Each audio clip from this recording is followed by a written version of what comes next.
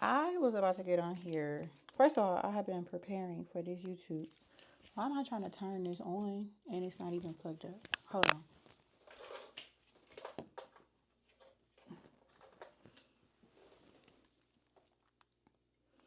So I'm sitting here preparing for this YouTube where I'm supposed to do my hair and do my makeup and all of these things to talk to y'all. And I'm just like, why I gotta do all that? Why do I have to do my hair and do my makeup to sit in front of YouTube and talk to y'all? I don't need to do that. I don't need to do that. Like, point blank period. I can talk to y'all as I'm doing my hair. I needed to do my hair anyway. I had a ponytail in for a week and a half. I've never had a ponytail in for a week and a half. So I had to do my hair. I had to get it together. And y'all know, for the most part, I do my hair. But anyways, why do I have to why do I have to do that? Why do I have to do my hair, my makeup to get on YouTube to talk to y'all? I don't. The thing is, I don't. And so I'm not gonna do that. Like, I'm just not. So, today's topic is about quitting. I quit. Okay? I quit for a second. I'm quitting for a second.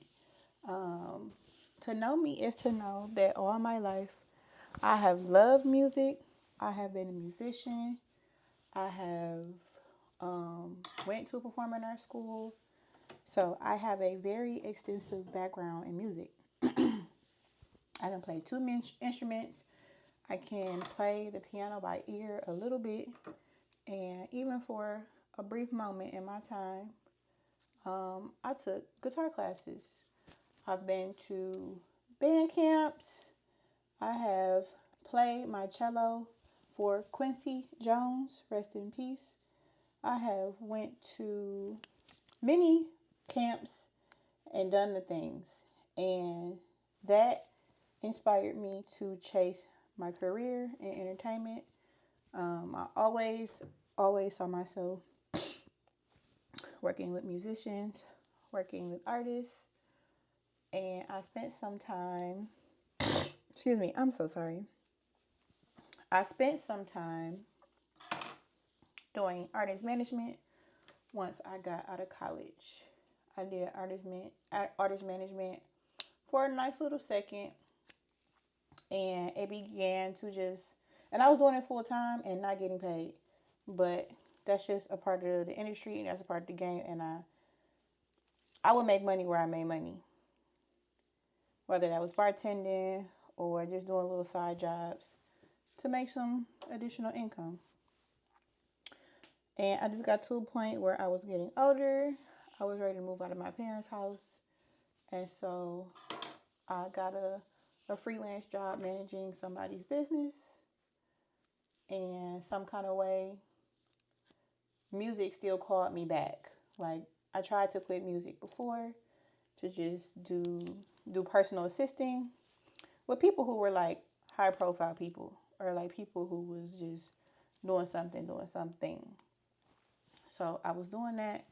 It allowed me to have a pretty stable life. Like, I had a car, I had a nice place downtown. Like, I was living it up. But even in the midst of that, I just wasn't fully happy. And music and events called me back. And from there, excuse me, I don't got on no bra. I hope that's okay. All right. I'm giving y'all the real me today. Titties dropping it off. But yeah, I ended up just, getting pulled back into working in music and events. And I was doing it. And some kind of way in there, I started throwing my own parties. My own party, and my baby was called Twerk X Tequila. And Twerk X Tequila was so phenomenal. Like, I had always had an idea of throwing a party. I started managing other people's events. And that put me in communication with venues. And from there, I was just able to get venues for free. And once I hit up L Club, they was like, oh yeah, you could do this here. Like, come on. And I didn't think that it was going to be what it was. Like, it was sold out. It was crazy. They had to shut Burner down. The line was wrapped around the building. Like, it was a phenomenal night or a phenomenal day. And I did that. And after that night, I keep telling people this, but I just had this high that I cannot explain. I had a high of doing a bit of doing Twerk X Tequila and it being well received. And I was like, this is a business. This right here is a business. So, and that's what I did. I turned Twerk X Tequila into a nationally touring business. And it was going great. I ended up touring Twerk X Tequila to Chicago and New Orleans, I believe. And the Chicago date went off. Like, I partnered with my homeboy Hustle Simmons. He helped promote it. He got me the liquor sponsor. It was at I believe it's called the Promenade. The Promontory, there we go. It was in the Promontory in Chicago in Hyde Park. And it was just a line out the door. Like, it was crazy. And I was like, okay, bet. Went back to Detroit, did another Detroit. And then that same year, we ended up going to Chicago. I mean, not Chicago, y'all. New Orleans. And New Orleans had its own set of challenges. Like, I ended up going out there and meeting the people who managed the venue and seeing the venue, touching the venue, feeling the venue, all that good stuff. And like 2 or 3 days before it was time for us to go to New Orleans to have the event. And now this is during Essence Fest. So, it's people down there like this big. So we get down there 3 days before. I get a random DM from a man like, hey, I see you advertising this event. I just want to let you know this venue not open no more. Like, this venue closed down. Huh? So I packed my bags and I went to New Orleans 3 days early. I sure did. That's what I did. Because I'm like, what do you mean it's closed?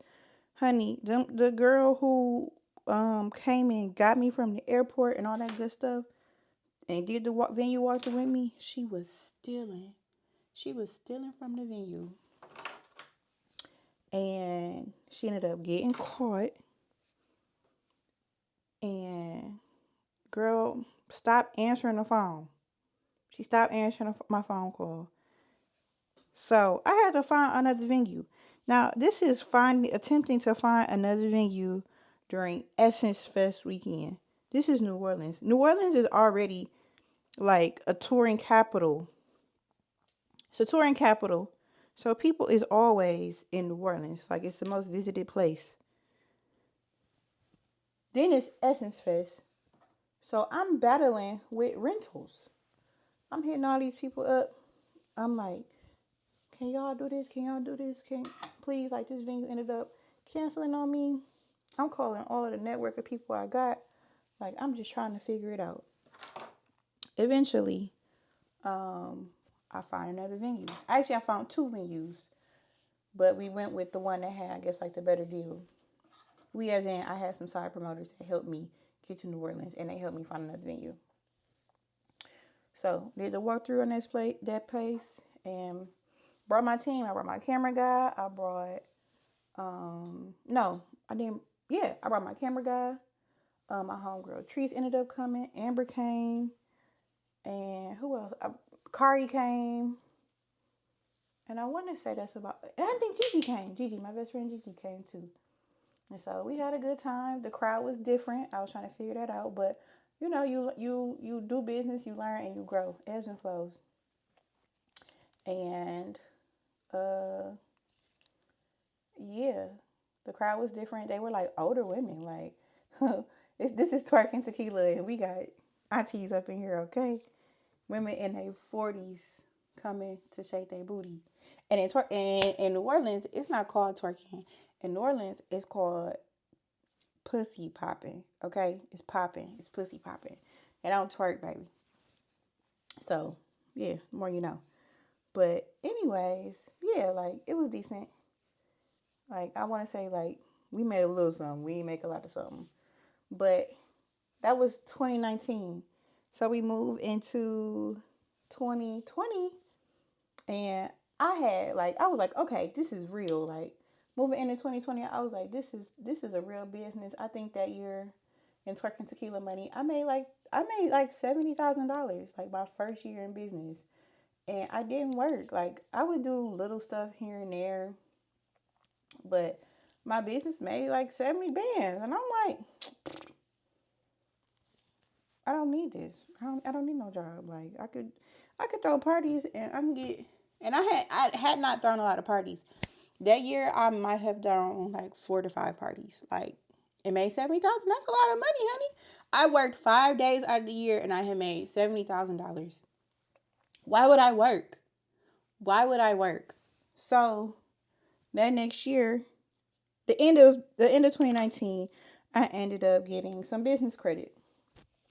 And through my lot of business credit, I invested in a tour for Twerking Tequila to a handful of cities.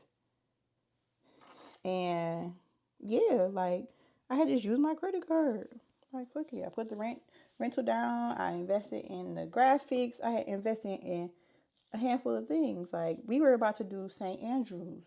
This is a Live Nation venue. They reached out to me. And so I was like, bet. I put my money down for the rental at St. Andrews. Like, dream place, okay? In Detroit. I put down a rental in New Orleans, and I put down a rental in Chicago, and invested in a lot of I invested in a handful of things to, like, announce a tour. And then I could tell you today, I was headed to my photo shoot to announce Twerking Tequila at St. Andrews. And honey, as I'm headed to that shoot, they like, you seeing all across the news, like, this thing about COVID and how we got to shut the world down. And I'm like, oh Lord, like, this not good. But, I'm like, okay, it's COVID, whatever. Like, people get sick, whatever. But, this was a new sickness. Like, it had never existed. But COVID ended up firing me from my career for a year and a half. And I tried to, like, do other things. In 2020, I got like a handful of ambassador deals that kind of like helped me. And I was at home. I was gardening.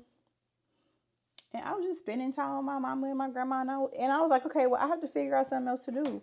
And, like, I just kept having talks with God. Like, what am I supposed to do? What am I supposed to do? Like, I can't work. I don't know when I'm going to be able to work in events again. Like, granted, there was the government and I was getting my financial assistance through, what is that, unemployment.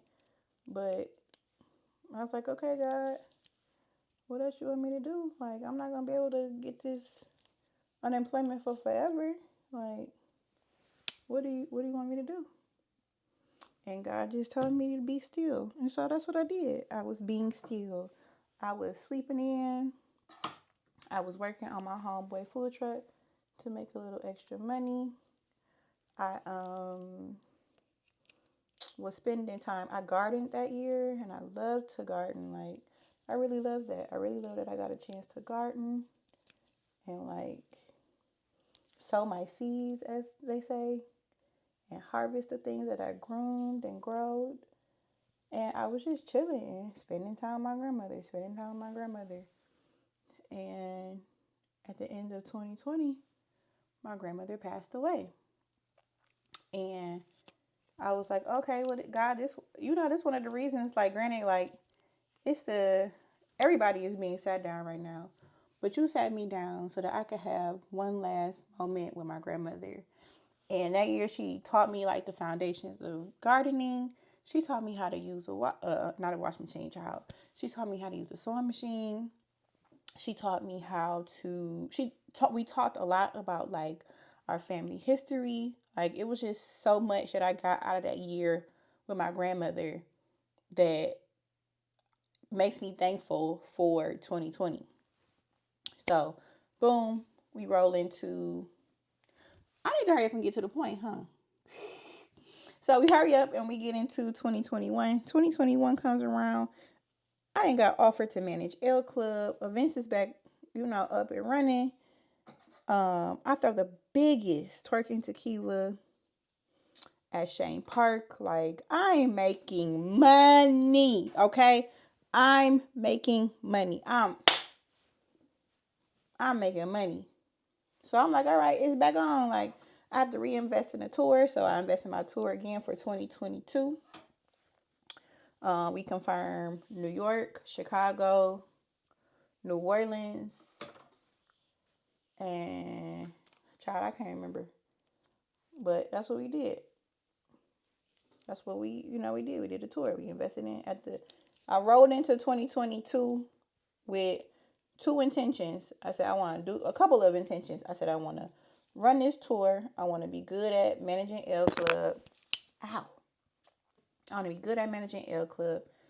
And I'm ready to have a man. I'm ready to have a man. And I'm ready to have a baby. Like, those are literally my intentions for 2022. And honey, I did it.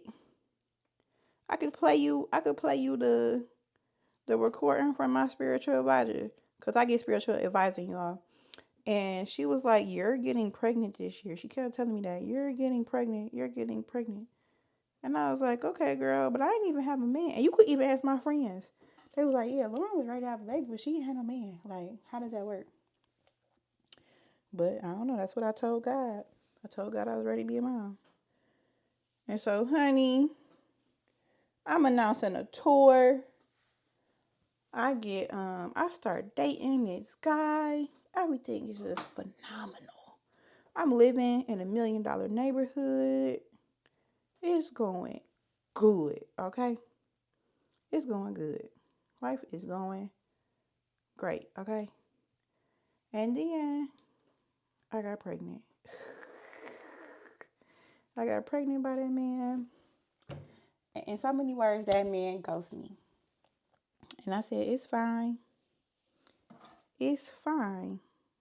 It is so fine. God gave me the child that I prayed for. I have community. That's fine. We were touring and still doing events with Twerk X Tequila. So, A-okay. While I'm pregnant that year, I'm still investing in 2023. I get,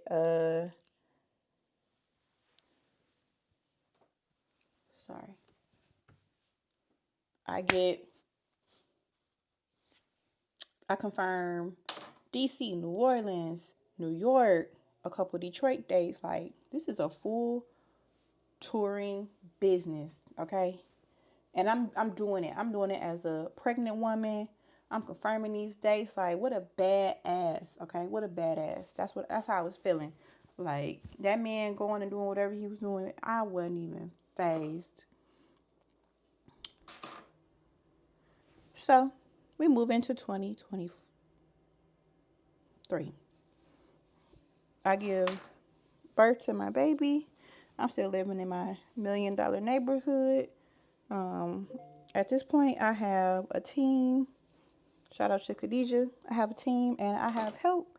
And so me and Khadijah come up with the plan while I'm pregnant and how she gonna man the tours and you know everything's everything. We got it. We got it. You can't tell me nothing. And I had Lyric. And after I had Lyric, it's just like things just took a turn. The economy took a turn. The shit going on, me and her dad took a turn. Like, All hell broke loose. So I had my baby in March. I had Lyric in March. The first Twerk X Tequila date is in April, and I don't go. I send everybody else. And I have Khadijah there to just, be me. And the venue, like, yeah, we finna close down. This is New York, Brooklyn. It's raining. It's a fight night. Like, it's dead. The event is kind of dead. It's people there, but it's not enough for them to keep their doors open. And they said, yeah, no. I'm feeling defeated. I'm in Detroit with my baby. And there's nothing I can do. So from that point forward, I said, okay, well, I have to travel to all these dates that we confirmed because now I'm scared. Now I'm scared that people gonna little dog Khadijah and I'm not gonna be able to make shit happen. So I travel with my baby. We do these dates, and none of the dates for 2023 ended up being lucrative. Like, we did it, but we didn't make the money. We didn't make the funds. We didn't. So now my business is tanking, and I still believe in my business. So in order for me to have the funds for my business, I moved back home. I moved back home with my mother so that I can, the money that I'm spending on renting and blah, blah, blah, I'm going to use that to invest in my business because I believe in my business. So that's what I do. I moved back home with my mom, where I'm at now, where we're currently restoring the home. And I do that, and I still invest in Twerk X Tequila. Now, by this point, I say to myself, I'm not touring. Like, it was just a lot on me financially. I'm paying for this out of pocket on my own. And it's not cheap to throw a party. And it's definitely not cheap to throw a party out of state where you got to travel at least 3 to 4 people at a time. Graphics, a venue. It's not cheap. I'm spending at least $5,000 a show. Travel, hotels, blah, blah, blah. Sound, lights, rentals, 5,000 or more, 5 to 7,000 I'm spending per event. And not making it back, making like a little. I'm making a little bit back. And so I just wasn't doing that. I was not finna do that. And so we just did it all at home. And at home was even like at here, like I'm promoting the ticket. I'm just used to putting my tickets out and then selling that day or selling within that week. Like, it was one time I promoted an event, and I promoted an event strictly to my email. And all of those tickets sold out. I didn't even have to promote Twerk X Tequila. Twerk X Tequila sold out through email sales. That was it. And last year in 2023, the climate, I think it was a combination of things. The economy just got different. And I think for Twerk X Tequila, people were tired of the same thing over and over again. Like, no special guests, a twerk contest, music, vibes, But it was working, and I would occasionally get a sponsor. It was working for us. And hell, like, these artists be wanting like $20,000, $30,000. Like, I can't pay it out of my pocket. And I was just challenged. I was challenged in partnerships and missing a deadline to get partnerships. And so last year, our business began to just suffer. And I began to suffer. I'm a new mom. I'm a new single mom. I'm 100% parent, okay? I foot all of Lyric's bills. I foot everything. I foot all of Lyric's needs. I'm feeling defeated. I'm feeling tired. Shit just not going homegirl way. So I was like, okay, I think like this is the end of an era. I think this is the end of Twerk X Tequila. Every like little way that I have tried to get partnerships, I've tried to, co-promote with people who I thought were my homies in the industry, kind of left me high and dry. I had a situation in New York where somebody was like, yeah, I'm going to help you promote this, blah, blah, blah. And when it came time to promote, he never promoted it. He stopped answering the phone, wouldn't hear from him. And I'm like, damn, you didn't brush your event to Detroit. I didn't help you do that. I didn't help you do all these things. You didn't even have to find anything. All you had to do was post it on your social media a couple times. Like, that's it. And you agreed to do that. And now you not doing none of it. And like it's little stuff like that over time that has hurt the business. It's been a liquor rep saying, oh, we're gonna do all these grand things for me and getting me excited for Twerk X Tequila and me sharing that with the team, and it don't fall through. And I'm just tired of it. I'm tired of getting my hopes up and sorry.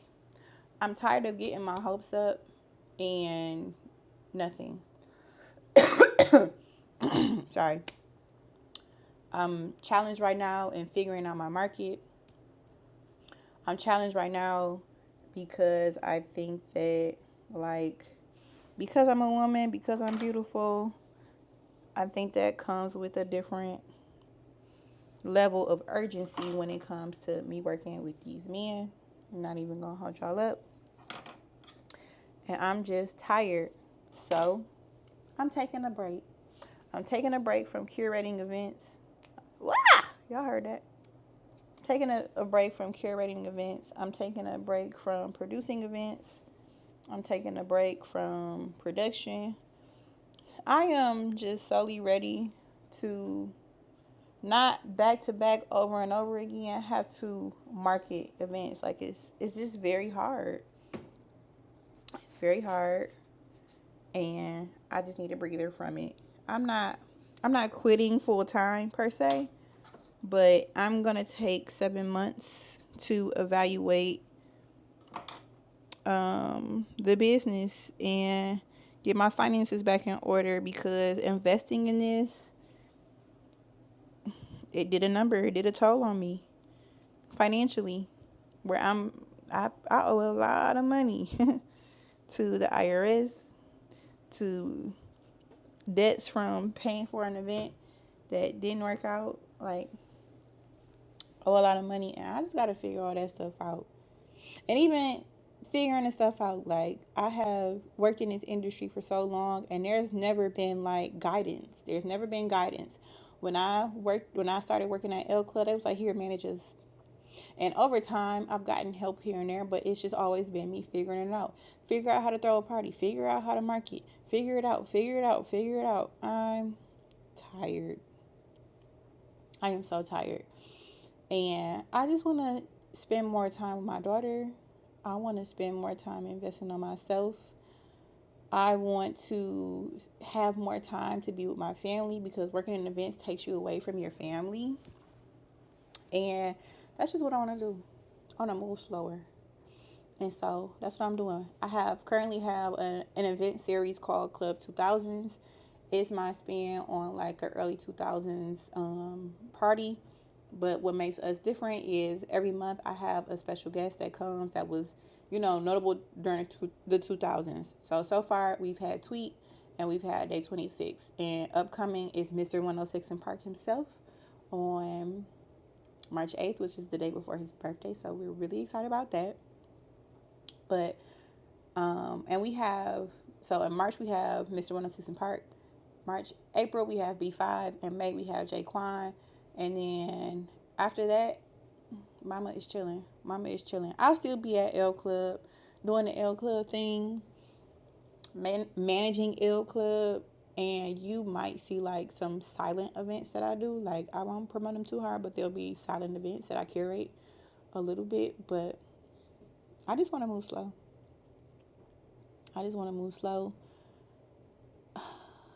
And yeah, my career has potentially did something to my health that I have to like work on. And I want to live a long life. I want to be 100 some years old, okay? And I'm dead ass, and I'm going to live to 100 some years old.